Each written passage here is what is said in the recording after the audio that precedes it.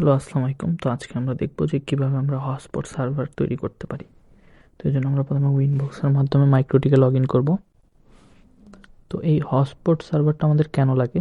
ধরে নেন আমি চাচ্ছি যে আমার ডিভাইসে অন্য কেউ অ্যাক্সেস করতে পারবে না উইদাউট দ্য লগ ইন, মানে ব্রাউজারে অ্যাক্সেস করতে পারবে না, ইন্টারনেট অ্যাক্সেস করতে পারবে না উইদাউট লগ ইন। সেজন্য আমরা এই হটস্পট সার্ভারটা ক্রিয়েট করে থাকি। এটার মাধ্যমে যদি কোনো ব্যক্তি লগ ইন না করে তাহলে সে ইন্টারনেট ইউজ করতে পারবে না। তো আমরা যদি ইন্টারফেসে ঢুকলে আমরা দেখতে পারবো যে আমাদের দুইটা পোর্ট রান আছে, একটা হচ্ছে ইথারনেট 1, একটা হচ্ছে ইথারনেট 4। ওকে, তো অ্যাড্রেসে যদি আমরা দেখি যে এখানে আমরা দুইটা অ্যাড্রেস অলরেডি এখানে ডিফাইন করছি। তো আপনাদের যদি না থাকে তাহলে আমরা প্লাস আইকনে ক্লিক করে এখান থেকে অ্যাড্রেসগুলো ডিফাইন করে নেবেন। এখানে ইথারনেট পোর্টগুলো সিলেক্ট করে এখানে অ্যাড্রেসটা সিলেক্ট করে অ্যাপ্লাই অ্যান্ড ওকে করবেন। তা আইপি থেকে আমরা চলে যাবো অ্যাড্রেসে, যেহেতু আমাদের দুইটাও এখানে দেওয়া আছে তো আমরা এখানে আর কোনো আইপি বসাচ্ছি না, আপনারা বসিয়ে নেবেন। এখানে ইথারনেট 4 হচ্ছে আমার ল্যান্ড সাইডের আর ইথারনেট 1 হচ্ছে আইএসপির। এরপর আমরা রাউটসে চলে যাব আইপি থেকে। রাউটসে যাওয়ার পরে এখান থেকে আমরা রাউটসে আসার পরে প্লাস আইকনে ক্লিক করব। প্লাস আইকনে যেহেতু আমাদের অলরেডি করা আছে, আপনারা এখানে প্লাস আইকনে ক্লিক করে গেটওয়েটা দিবেন। আপনাদের যে গেটওয়ে আছে আপনারা নিজের মতো করে এখানে গেটওয়েটা বসিয়ে দেবেন। Apply and okay. যেহেতু আমাদের বসানো আছে এজন্য আমরা নতুন করে বসালাম না। এরপরে আমরা চলে যাব আইপি থেকে চলে যাব ডিএনএস। তো আমরা এখানে গুগলের পাবলিক ডিএনএসটা ইউজ করতেছি। যদি আপনাদের আইএসপি বা নেটওয়ার্কে কোনো ডিএনএস থাকে তাহলে আপনারা সেটা ইউজ করতে পারেন। Apply and okay. এরপর আমরা চলে যাব আইপি থেকে চলে যাব আমরা হটস্পট। এখানে একটা অপশন আমরা পাবো সার্ভার্সের ভিতরে হটস্পট সেট আপ।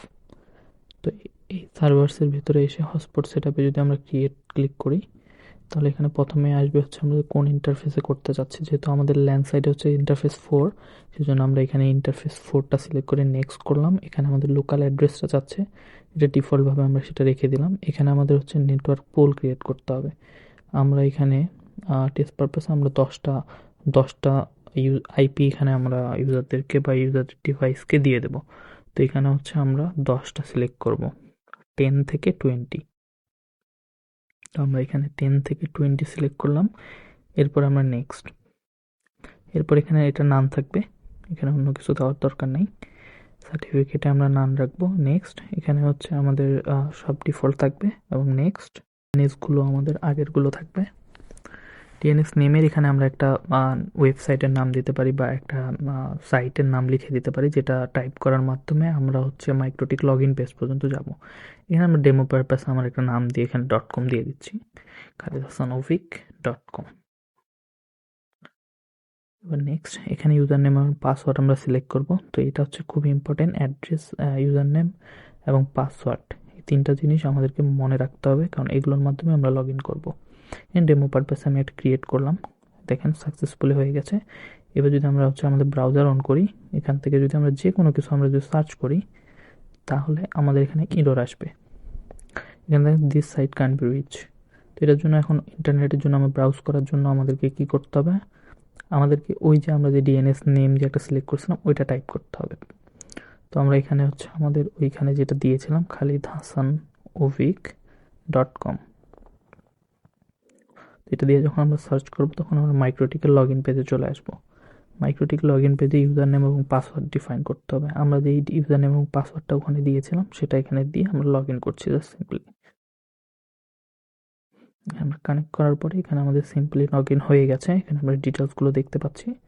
তো এই যে দেখেন আইপি অ্যাড্রেসটাও কিন্তু 10 এসেছে। এবার যদি আমরা এখানে কিছু একটা সার্চ করি, আমরা মাইক্রোটিকের অফিসিয়াল সাইটটা আমরা এখানে যদি সার্চ করি তাহলে এই যে আমাদের ডিভাইসে ইন্টারনেট চলে এসেছে।